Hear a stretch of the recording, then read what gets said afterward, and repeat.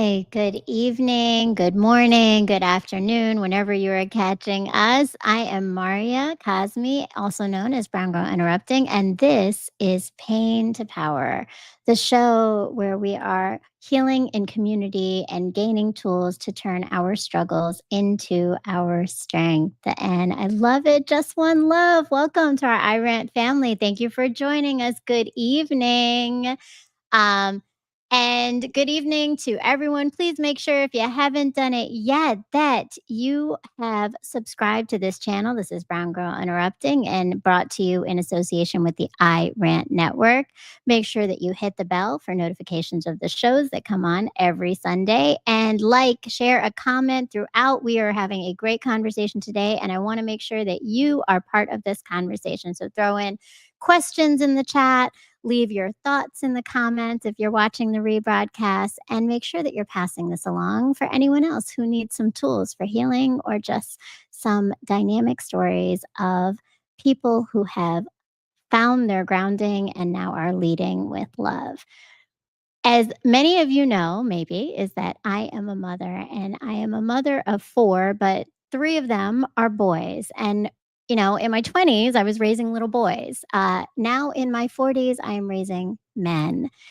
And there's a lot of lessons that I've been learning, particularly one of how do men deal with and express their emotions and the importance of that. Because what I have learned is that when boys and men stay silent, we are not healing. And so part of today really is to break some of that silence, to honor the humanity of men, women, of all of us, and recognize how our voices, our stories, and our ways of leading are how we transform and heal each other. So I'm really excited to welcome someone who is taking art, his voice, his curation, his entrepreneurship, and his mentorship and transforming his pain into power. Please welcome Chet Been Cool, the artist and entrepreneur. He's the host and the curator of Pen, Pads, and Poetry, featured at Burgers of Apollo. He is the founder and CEO of Pop-Up Pastries and the co-founder and president of the board of Dare to Care. Please give a warm welcome to the brilliant and dynamic Chet Been Cool. Well, thank you, Mara. Um, I don't think I've been introduced so nicely before. I love that, and I'm so glad that you feel that because I feel you have a presence, and it's hard to capture people with such a presence sometimes in a succinct bio, right? Mm, I met you just over maybe about a year ago, right, yeah, at Lemonade Dreams event, the Winter Weary Blues. yes. And there was quite an impact that you leave in the space and the way that you create the space. So I'm excited to have you on here because this has been exciting. I've been interested to hear more about your story and to share it with others. So thank you. Well, thank you for having me. It's something that I'm excited. I'm excited to be here. It's something that I've been looking forward to. We've been discussing and planning, so I'm glad that we were finally able to get together. Absolutely, absolutely. You're a busy guy. But so wait, so let's start first. I gotta ask, and I'm sure you get this a lot in most of your interviews with conversations as a poet, right, and an artist. But Chet Been Cool, tell me about your your name, the significance, and what it means for you. Um, well, I've never actually explained my name before. Chet is my grandfather's name. It's short for Chesterfield. So, Mm. um, I was at his funeral, and one of my cousins I've never met, he told me that he was like, you must be Uncle Chet's grandson. So I was like, yeah. He said, I know because I can tell you Uncle Chet been cool.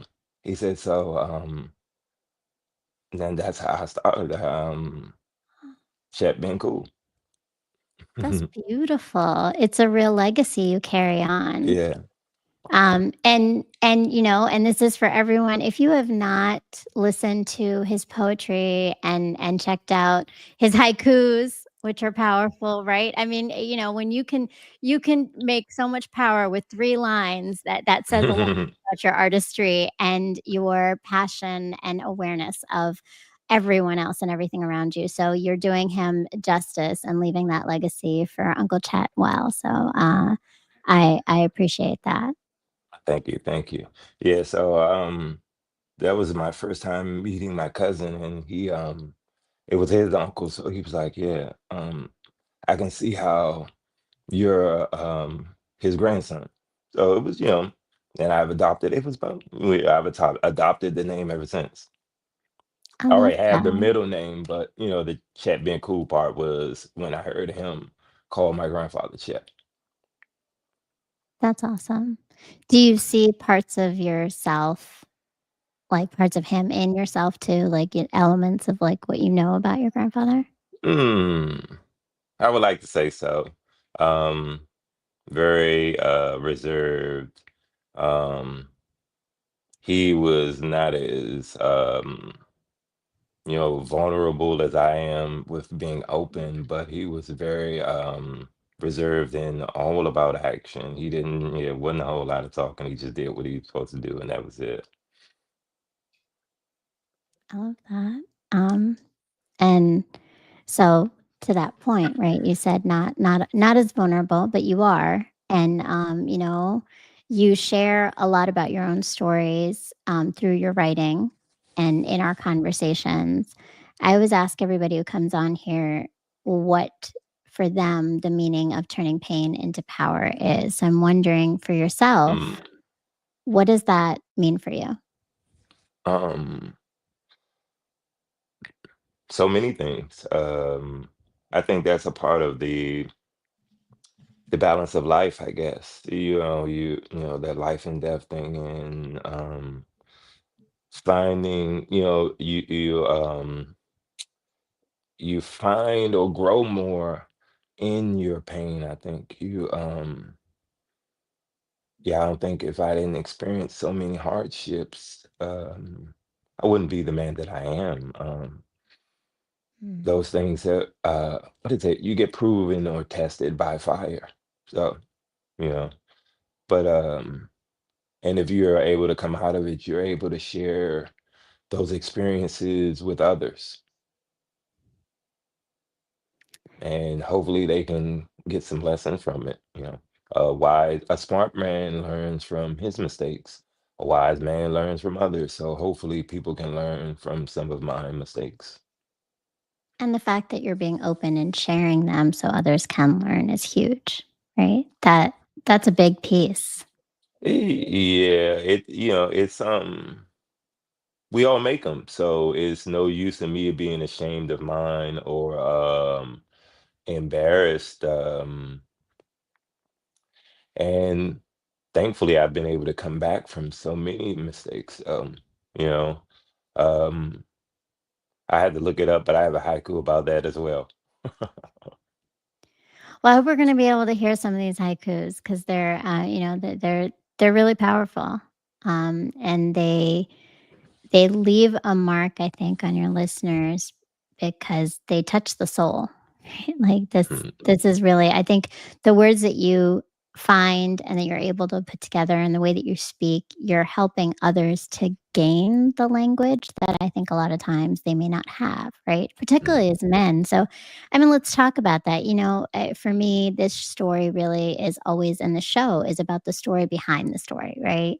yeah. Um, and you share pieces of yourself in your poetry, but what is the story of Chet growing up? Um, the man that you've become has come from where in your own journey? Mm. He's still becoming. But DC native, born and raised in DC, grew up in projects in Southeast. And growing up in DC in the 70s and 80s, it's drugs and gangs and violence. Um, a lot of poverty. Um, and so many of the what do you call it? Same stories. No dad, drug addiction, and so many other things. Um, but with community, some people that have mentored me, um, I've been able to correct a lot of the things that I've been experienced. I Yeah, I think if it had not been for mentoring, someone seeing something in me and investing in me, that I might still be adrift, as one of my haikus said. A man without purpose is Mm. lacks direction and will always be adrift. And I was that man, or that young man, or boy at one point, and someone actually thought something of me and invested in me and took time and gave me attention. How'd that change things for you? Made me value myself. Um, we grew up, I don't say we, I grew up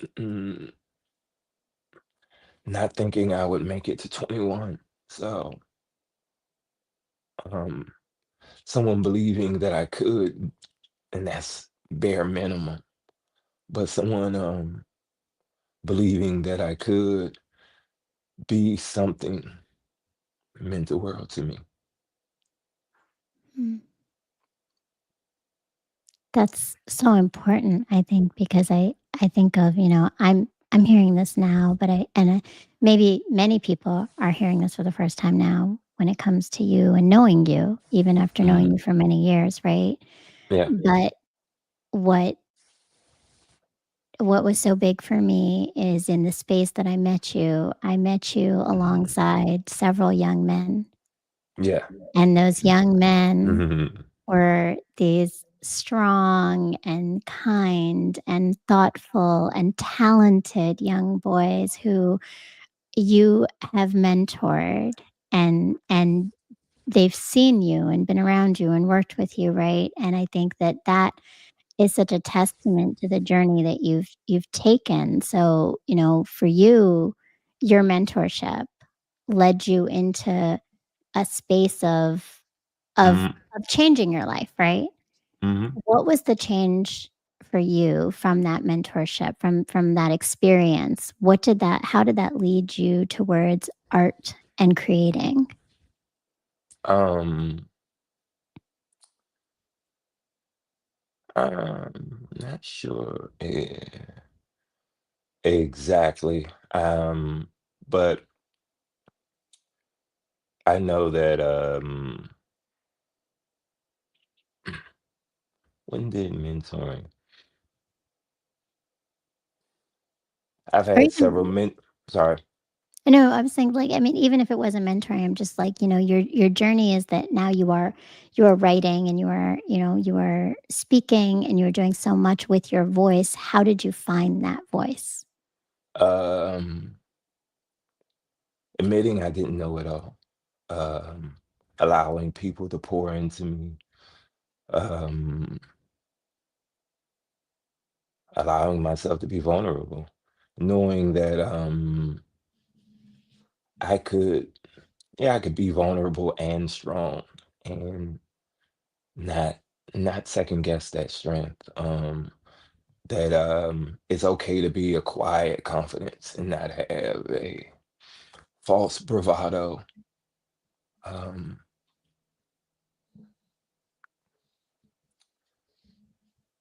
yeah, I've lost a lot of friends and mentees. Um, so for me, it was, do I want to be one of them? Or, yeah, what do I want to be? And always wanted to be something. So just never gave up. And Mhm. when someone invested in me, it made me start thinking differently. And it was actually someone outside of family. So, and that what I Mm, think was key. It was why would they invest in me? mm. Why what do they see that nobody else sees? Did do you feel that you were more open to that guidance because of that, being outside of family? Hmm. Didn't get it from family in that way. So it was you know, something new and refreshing, something foreign. And in family, we were all, you know, taught to be strong, you don't cry, you fight, you you don't run. So it was learning to balance that, to use your voice and allowing your voice to be as strong as your muscles. Um, but I didn't, I learned that late in life. But that's what's, someone invested in me and showing me to use that talent, to use that Mhm. strength, that all battles aren't fought with fists. But it sounds like there was a lot of, like, mindset shifts almost, right? Because you've got the opposing Yes, messages from, like, "This is what home yes, is, this is what I'm yes, used to." yes. Um, one of my mentors would say, if you change um, influence by about 5%, you can change an environment, you can change a life. So, one person out of like 100 was a big change for me. So I try to be that person now for somebody else. Yeah. I mean, but I think that's how we have to look at it, is that Mm, you impact one person, you've impacted one person who actually impacts more people in their yep. life, right? So Hmm. even though it's one, there's a residual, Yep. there's a return on that investment. Yeah. You never know what ripple will affect you or who that person be, because what will be. I imagine they may have known, but I never knew I would be the person I am. Um, Mhm. so and that's not, and I say that humbly, but I am thankful I've helped some people. I am very thankful I've helped some people. So um and they're making impacts, and it's amazing to see. One of my young men is a lawyer, or he's close to being a lawyer now. Um, one is engineer.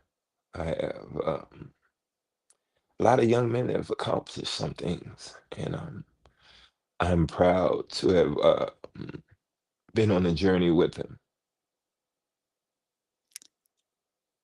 That is a powerful story to be able to tell and carry and hold responsibility for and to watch, right? I saw that some of your young men also are performing, so you've influenced some performers too, right? Like some poets are budding from it, and so there's a, I mean, the power in that is not only are you changing lives, but you're giving voices to some individuals, Yeah, right? That's um, that's huge. they are very talented. I can't say that I influenced them. Their talent. I'm glad that if I inspire them to share or to voice their talents, to promote their talents, I'm thankful in that way. But a lot of them amaze me at how talented they are at such a young age. I'm like, wow, if w- where have I been and what have I been doing when I hear some of the things that Mm. they say and do at 14, 15, and 16, they give me so much hope. And they let me know that this work is not in vain. So it's because so many don't. So when I Yeah, see them, it feels good. So yeah, at that event, it was nice. So many of them came out. they did, and Mm, they were amazing young men. And I yeah. think, I could see the um the way they had a lot of appreciation for the presence and the role that you play in their lives. So let's pull it back just a little bit because I think it's so important to recognize how all of that came to be. So you are an artist, but you are also the co-founder and the president of the board of Dare to Care, which is a big piece of this relationship you have with these young men. Tell me a little bit about when that started, how that started. Mm. Um, Dare to Care International is a international nonprofit. I'm one of the co-founders. I'm not one of the initial founders. They started it without me and brought me in very early.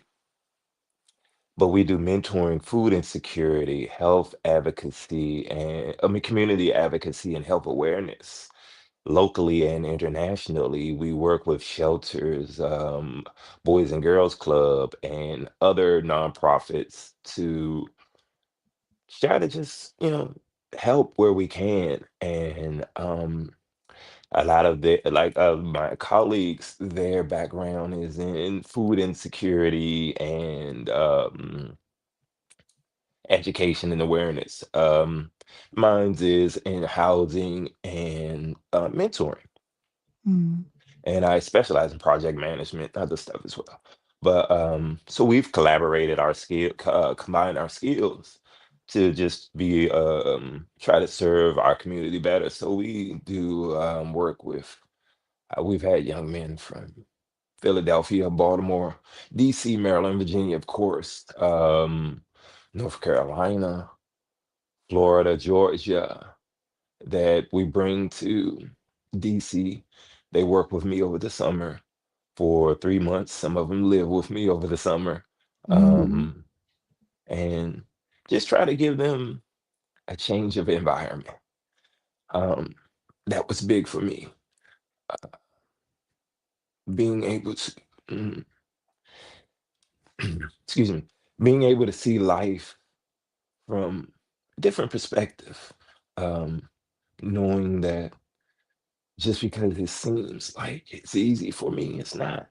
And but getting to enjoy my the privileges I've earned in life. So it's that's one of the things we do. We work with the Carpenter Shelter locally, donating funds, food, and volunteer time to cook in the shelters. And we do a lot of programming or initiatives in Africa around food insecurity and community support and advocacy. One of we support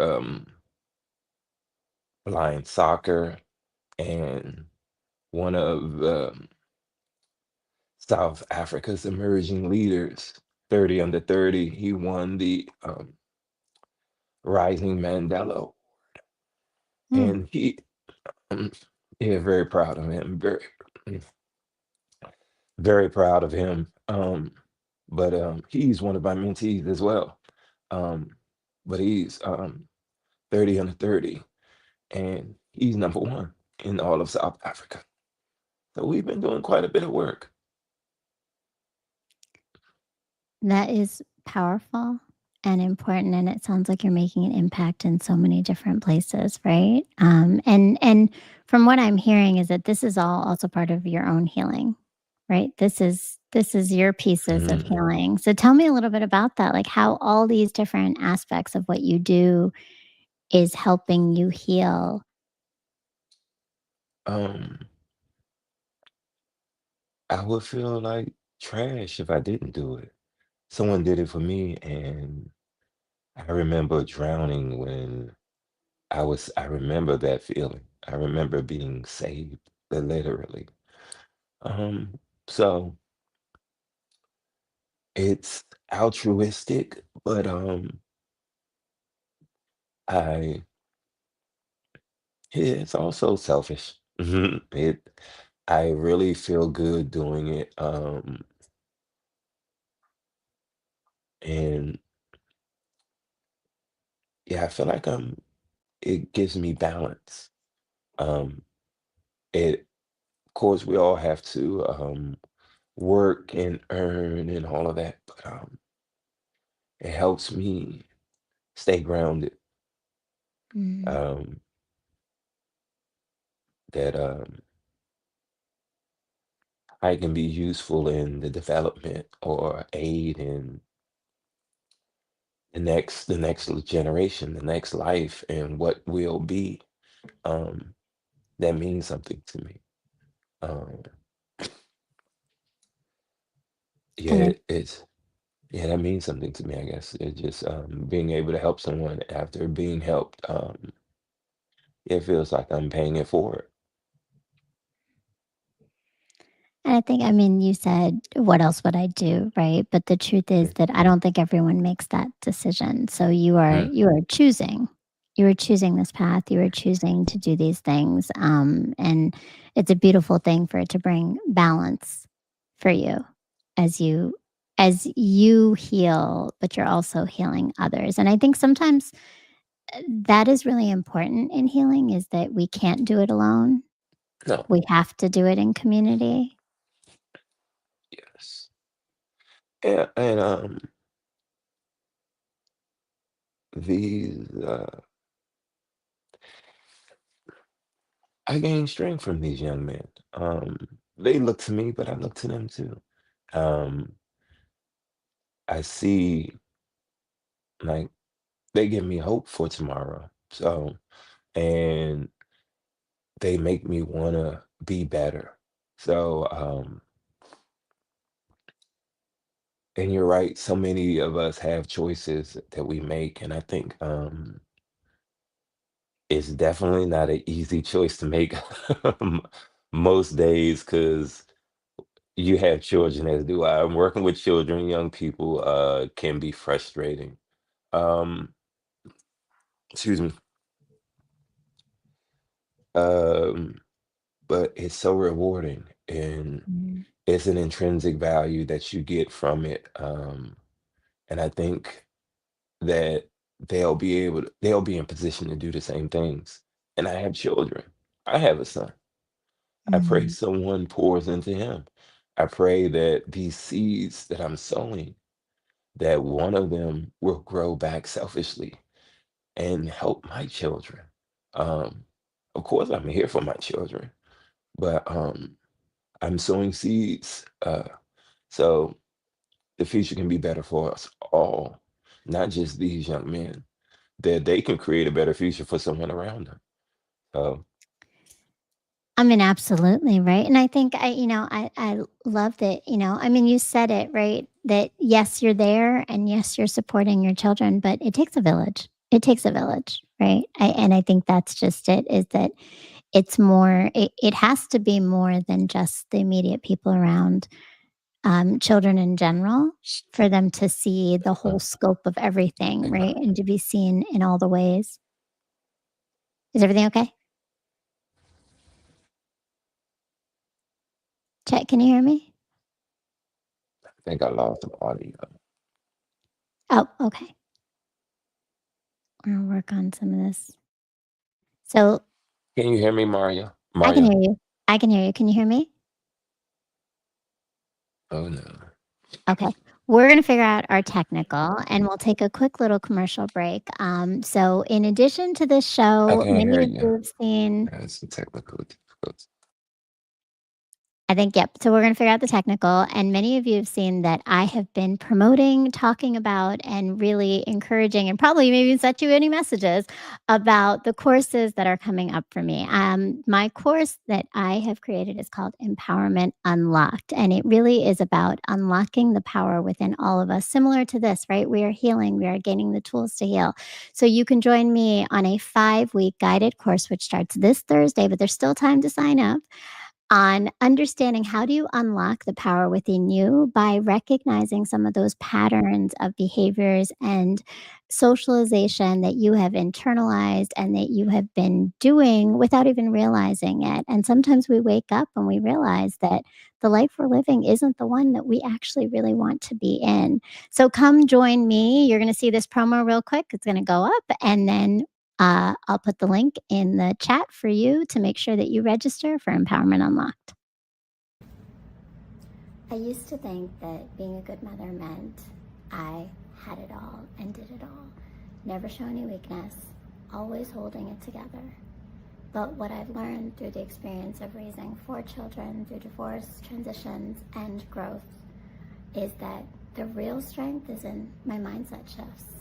It's letting go of the story that I have to be everything to everyone and starting to ask, what do I need to do to come home to myself?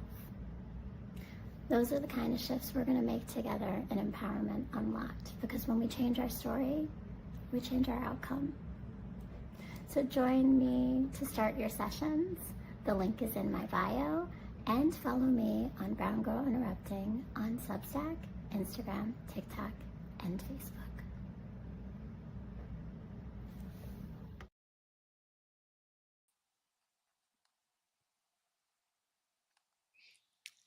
All right. The link is right here. Make sure that you are registering, and I know we can throw it up on the screen as well. Make sure that you are registering and getting your spot. So, because this is a process that is open to everyone. It's not just women, it's men. All of us are in a space where we need to heal, where we are trying to find our grounding. And we've been talking about it today. Chet, how are we doing over there? Spots are still Good. open. Please register. Thank you for walking in your calling and um, working on healing and promoting healing and advocating for that space. Interesting.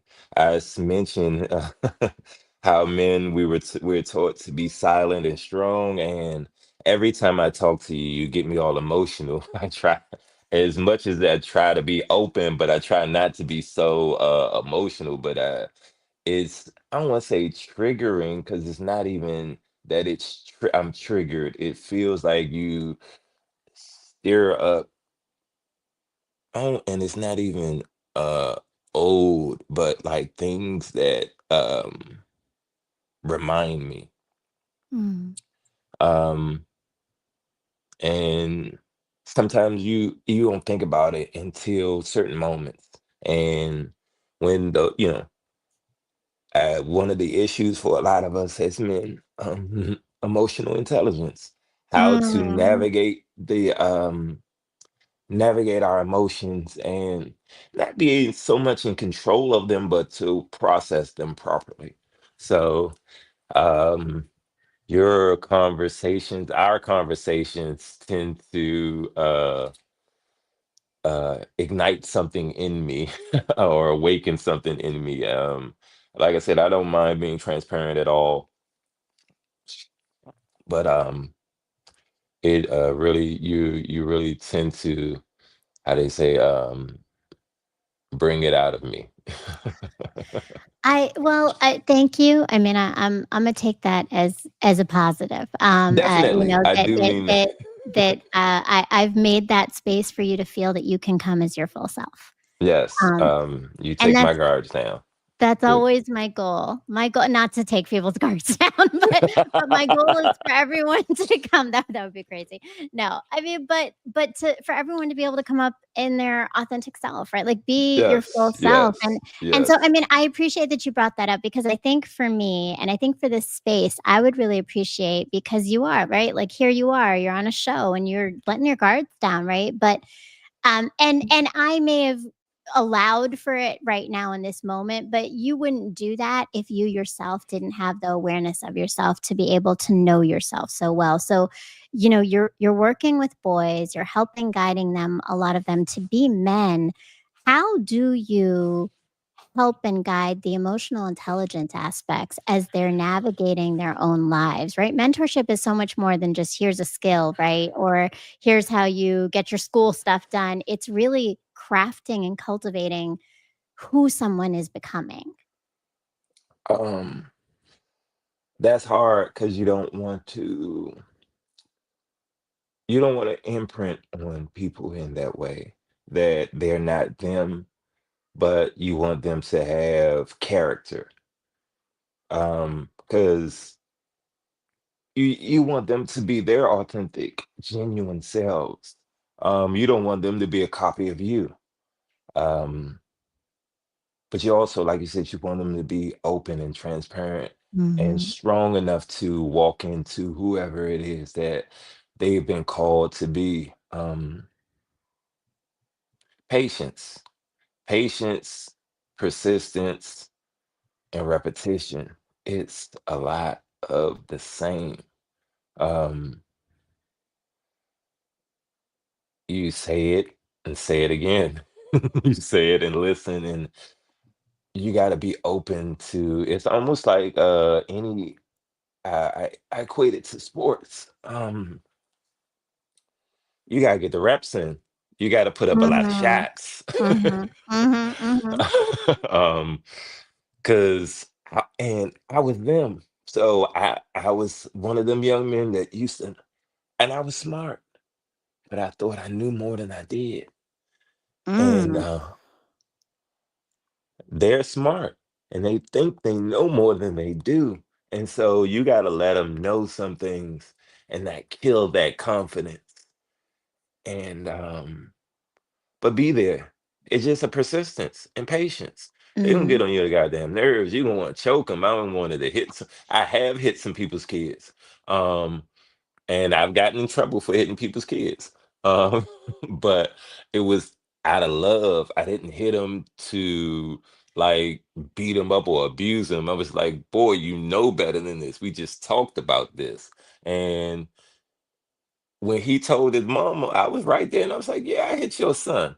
And he know that I was going to hit him because I told him don't do it. And then I figured I was going to lose my spot on this mentoring thing. I was actually mentoring for the church when I hit this kid, and his mama was like, "This hit him again." so, but you got to be patient with them, and after you listen to them, fuss with them, hit them, or whatever it is, you apologize. You listen to them again. You talk to them, and you sit with them. It's gonna be the same, not the same thing, but you're gonna keep working through the problems. You're a parent. It's Mhm. Mhm. they learn. We all learn through repetition.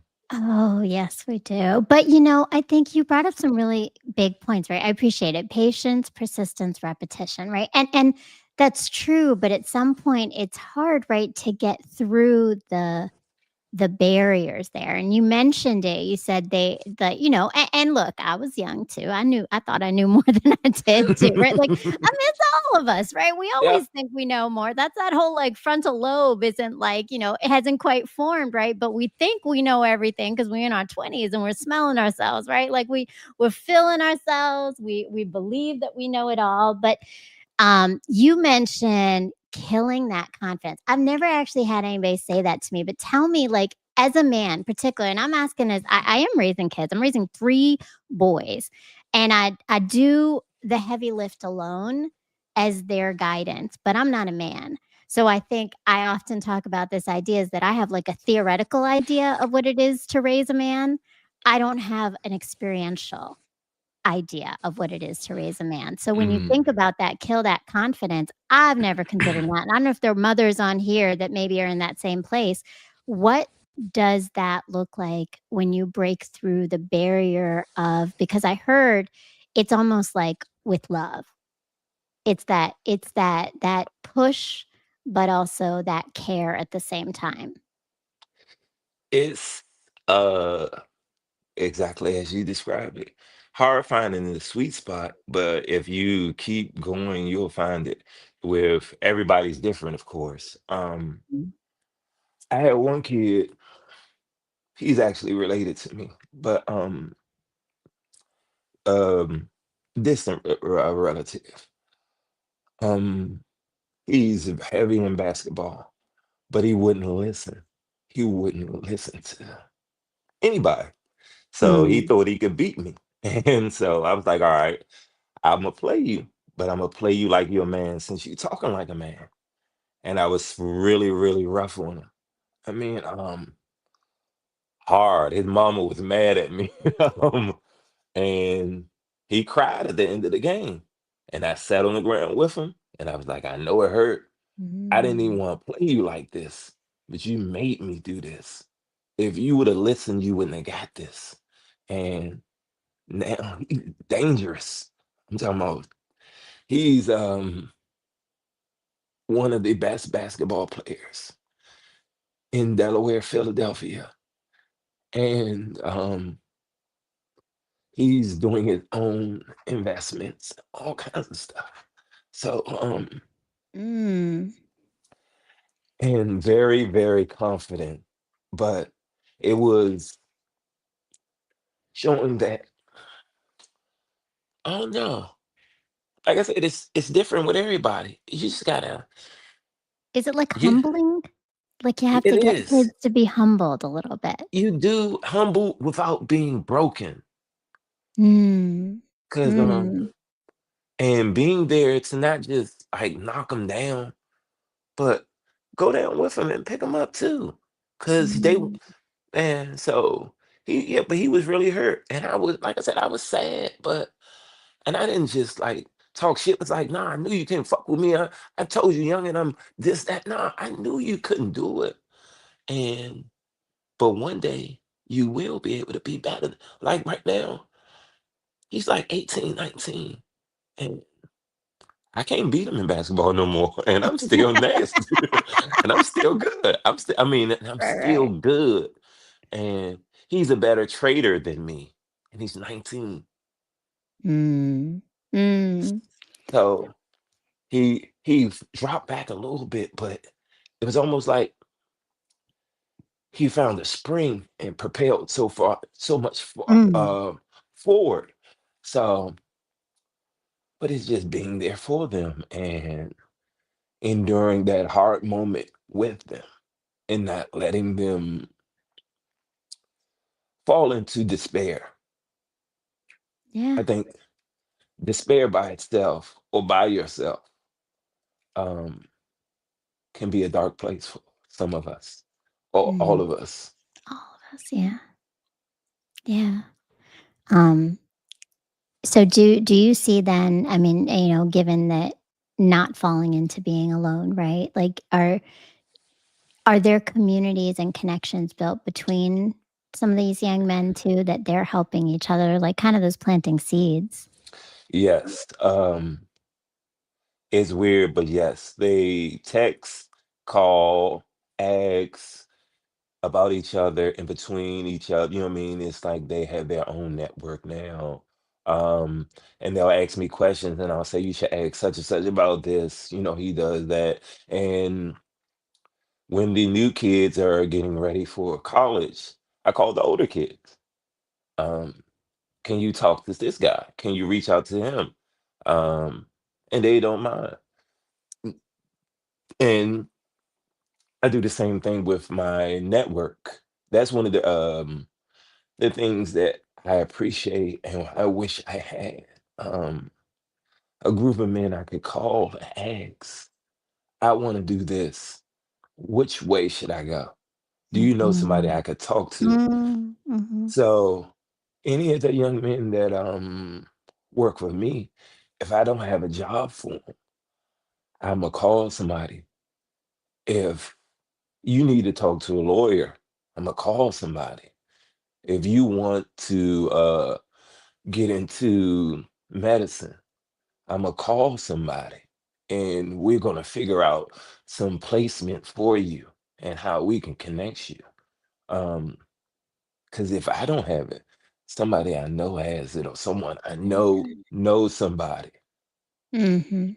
So And it's and about that's modeling, right? mhm, It's showing them how to stay connected, how to help each other out, how to guide each other, and it's okay that you don't have the answer, but you can help someone still figure it out.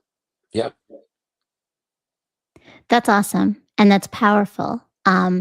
I do, because a lot of this is your mentorship, but your creativity and your artistry goes deeper than a lot of all of this. And I want to talk about we've got chief flavor creator and CEO of Pop Up Pastries as your handle here in terms of what you are known for. So let's talk about Pop Up Pastries. Where did that come and how does that play into your expression and healing as well when it comes to being in the kitchen? Well, chief flavor creator is I was talking with my team and they asked me about titles and stuff like that, and of course, CEO. But I was like playing around and I was like, you know me, I'm the chief flavor creator. If it got style and swag, I did it. And they was like, I like that. You know what I mean? And it just stuck. But I've been baking since about 8 years old. My grandmother taught me how to bake, and I've been experimenting with it ever since. I like sweets. I have a sweet tooth, and yeah, I can cook, but sweets have always been my thing. So before, even now, I will buy sweets from anywhere just to see what it is and if it's any good. And that's from cakes, cookies, candies, pies, tarts, All whatever it is. All Yeah, the if it's sweet treats. I love that. Okay, well, first of all, kudos to you. I don't bake at all except for banana bread. Like that's the that's my height of mm, anything. I cook though. I can cook. I love the kitchen. nice. And I love creativity in the kitchen, but do not give me something where I have to be so measured at all. But I love it because I feel like again, this is legacy, right? Like your baking is your legacy. And if y'all have not tried pop up pastries, I'm gonna need you to go and find the link below if you're not going to go in person, but in person you can also go and try some pop-up pastries, right? Where do we go for pop-up pastries in person? You can go to Burgers Apollo, and soon, you can already order on my website, but soon I'll be doing an official rollout on the website. Um, and a lot of things coming up soon. I don't want to jinx anything, even though I don't believe that it can be jinxed. Um, but I've been working hard on my infrastructure and some partnerships, and I'm really excited about some things to come. I've been even this weekend or today, I had a meeting with some high profile clients. I'm looking forward to making an official announcement coming up soon. But I've been baking for over 40 years, and it was something that I just love doing. I've been giving cakes away for 20 years. Just with bake cakes and Mhm. give them away. And one of my business partners was like, "All right, that's enough free cakes. We got to start doing something with this." And I was like, "Okay." And I just, not formally trained. I like to just get in the kitchen and play around, and that's how I'm able to create the flavors that I have. My own recipes, my own flavors, you know, um, 8 main flavors, 32 or more specialty flavors, some seasonal flavors, and I'm gonna do a special promo with you. I have a flavor of the month club coming up next year, Okay. Oh, I like and that. Okay. thank you, thank you. That's that creativity and business, savvy coming together.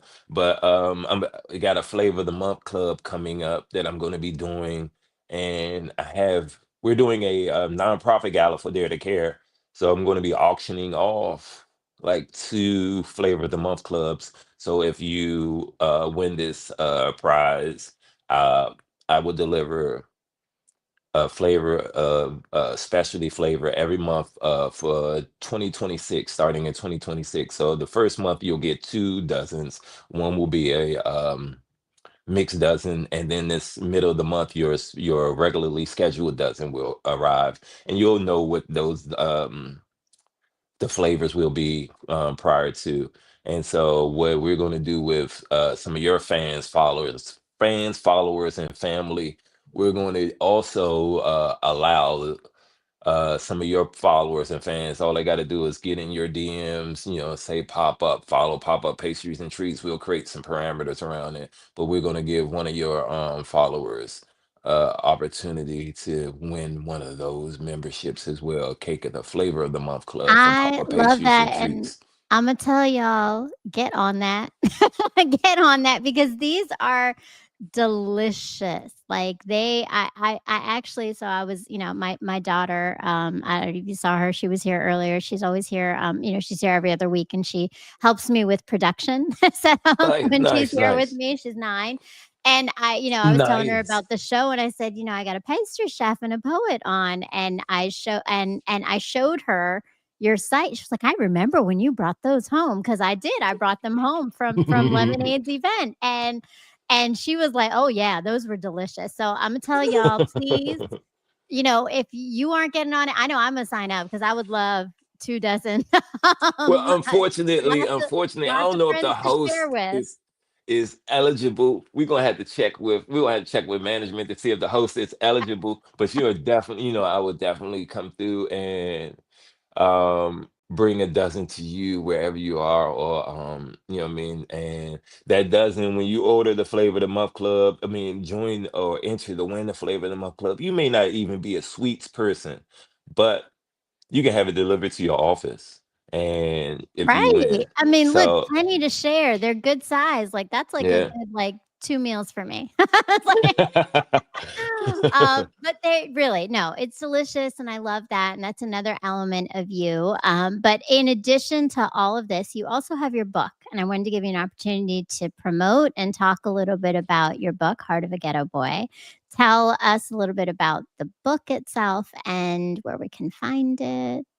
Yes, ma'am. Can I pause and say something? One more thing about Papa Absolutely. Page, Yes. uh, and about your daughter. Shout out to the 9-year old helping mama, and what you said. It's about legacy for me. Papa Pastries is my kid's business. Um, Mm. this is now. I have a partner and all this team and all that. It's a lot of people behind the scenes. I am the baker and the face and all of that stuff, the creator and all that. But it's my kids' business. It's my kids' business. My Mm. daughter's I love that. uh my daughter helps me bake. She helps me box. My son helps me box, and he will eat any of them. Baby, he's like one of my Sample taste favorite. tester. Yeah, but um it's this is their business. Mm. Everything that the proceeds either go to Dare to Care, my nonprofit, or to my kids. This, like I said, this is really for them. So But when you mentioned your daughter, that reminded me of why. Um, we have a lot of reasons we do things, but they are my whys. Mm. Why I do it, why um, I didn't go to sleep. I've been no sleep, um, baking this order um, for this client that I still can't say the name of, um, but it was worth it because why I'm doing it. Um, So let me ask a question before I go into the book. Mhm. The daughter helps you with the production and everything at 9.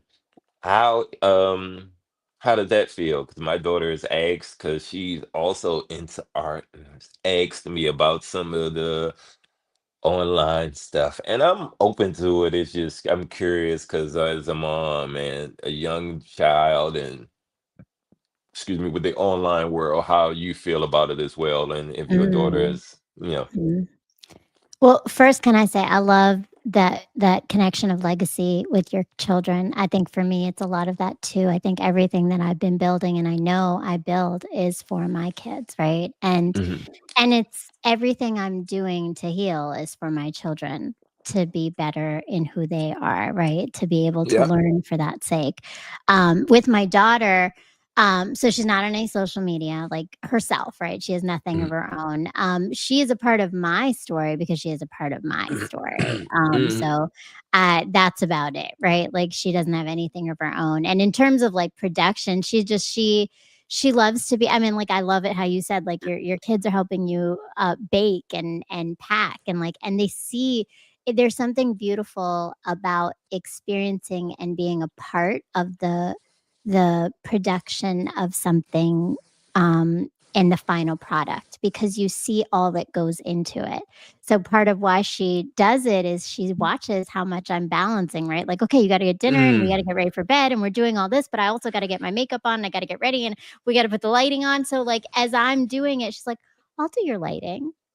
Like she's watched me. Like literally she has. She's watched me put up the lights and like she's like, "You just sit down. I'll figure out the right lighting cuz I can see you and you can't see you." And I was like, "That's Nice. actually a solid point," right? Like Yeah. but I think it's, she's such a blessing in my life. Like, I appreciate you asking me about her. I'm gonna go a little bit off in tangent here because she is a blessing in my life, but I think honestly so much of that is because I mother so differently with her than I did with my boys. I Mm. was not able to have the capacity to be this at ease and this at peace Mm. to make decisions Mm. that were for just the good of me and the good of everyone around me. Mhm. Um, when my boys were, I mean, they're in their 20s now. So when they were 9, 10 years ago, 15 years ago, I was a broken woman. Um, I had no idea who I was.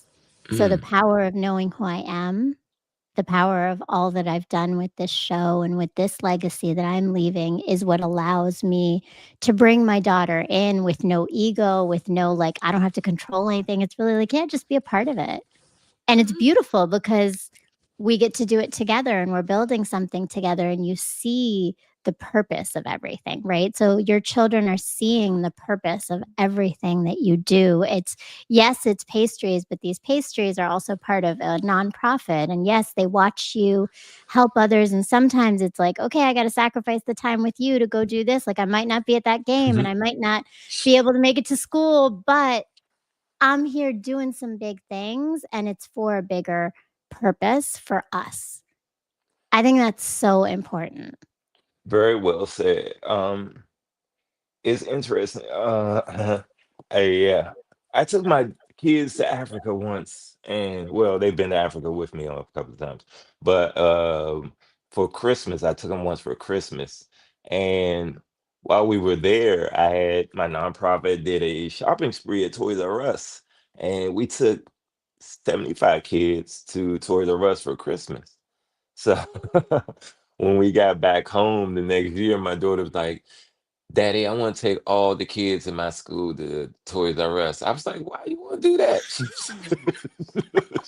That's what it is. Dad. We just take kids sometimes around she, to get them all gifts.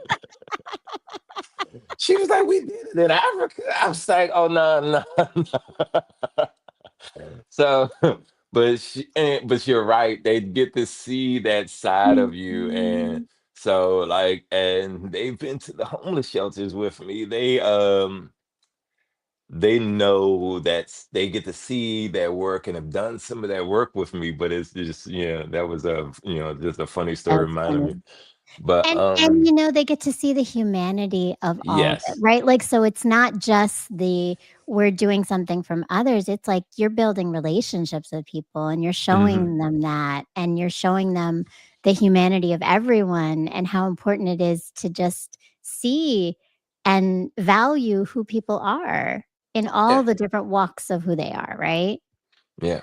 And yeah, like I said, it's and, my altruism has a selfishness to it. I sow seeds, but I want my kids and the kids of the future to benefit from the seeds that I've sown in this world. And you know, I, yeah, yeah, that's the most I guess that I want. I do want the good feeling that comes with it, but I want somebody to benefit from it. I want this to, you know, what I mean, the things that I do to, like you said, have a ripple effect. Um, I guess my next you asked about in the heart of a ghetto boy. That is in the heart of a ghetto boy is a collection of my poems that I've written. Some of them are from my youth, not many. The ones that I thought were had like meant a lot to me that I thought that still had made a point in this time. I think some things as times change, some things that just never change, unfortunately. It seems some poems I've written about police brutality, and then you have Trayvon White and Colin Kaepernick and so many other things that happened. And these poems were written years before that. But it's also some poems from the 2023, I want to say, as well, because I have a line or a poem from when one of my mentees were killed in 2023 in what is it? September 21st. It, what is it? The first murder in Washington D.C. in 2023 was in my neighborhood and was one of my mentees. So that's one of the poems in the book. It talks about just a lot of what we talked about. What I believe is my purpose in life, the some of the pain, the hardships I've endured growing up in the projects, experiencing poverty. I don't know if I mentioned going, I've been to prison, been abused, and it's so many things and how I've been able to go from, as my mentor says, from the projects to the penthouse. um, Mm. so it's but like you said, from pain to purpose, and from Mm. pain to power. I didn't know at the moment or in that time. I just was, walking out or living out life. And I'm thankful that my life has added value to others. But the book has some haikus, some poems about my journey, my family, and yeah, my artistry. Mm. And all the proceeds from the book go to my nonprofit, Dare to Care There to care. International. I love so, that. so I mean, and again, everything is coming back to giving back to others. So you say it's, it's not fully altruistic, but it is, right? Like, I think to feel that that you're healing through others, through helping others is not a bad thing. There's a whole lot of worse selfish ways to be, right? Um, but I definitely go and check out the book. Go check out Dare to Care. The links are all underneath here. So go and check them out. Dare to Care International. You can see all the work they're doing. You can get involved. You can probably volunteer, support. Please go check that out. Please go check out the Heart of a Ghetto Boy to make sure that you learn a little bit more about Chet's story and his just all the things and the layers. And I just want to say, Chet, for everything that you share, and you've shared pieces of the journey you've traveled, the evolution that you've had, the pain that you've healed over and over again and are still healing, and you are still showing up. You are still, there, I'm sure, playing basketball, right? On Sundays with your boys. You're out there and you're supporting, you're baking and you're creating with your children. You're giving and being present at Dare to Care and leading others, and you are sharing your voice with your poetry. So, it is the purpose and the power that you have come into through your journey. And I'm so grateful that you came here to share that with us today. And again, pulling it back together, right? Like, this is what this is. We show up in our authenticity when we're able to be vulnerable, when we're able to be our full selves and admit and recognize that we've all had pain, but we can all also choose to heal. Agreed. Thank you. Thank you. You've said it all. You said what well said. Thank you for creating a space, allowing me to enter and share this space, and for what you're doing for the community and have done for so many others. I have to say this was a big step or a great step for me, not just in the sense of sharing my story was great, but actually being able to I've said it before, but it's like I feel like I should have been laying down on a chaise and just letting it out because you create such a warm environment. So thank you for having me on, allowing me to rant, and what is that? Is it I rant that you're The that you're iRant on? Network, that's yes, So thank you, with I rant, for Mr. letting me Montaigne rant. Magic, yes. I hope I didn't ramble too much. But I would say with if anything, help somebody that's outside of your normal or direct circle of influence, somebody that even if it's one of your kids' friends or someone at your kid's school, you just don't know. Um, so help somebody. Mhm, That's what would be my mhm. takeaway from all of this, because that somebody will help that somebody, and that somebody, and that somebody. And one day, if enough of us help somebody, it won't be somebody left to help. We'll all be good. Can we say that again? Amen. Yeah, like, that's and honestly, that is my hope for the world. That is my hope every day, every time I get on the show, that is my hope.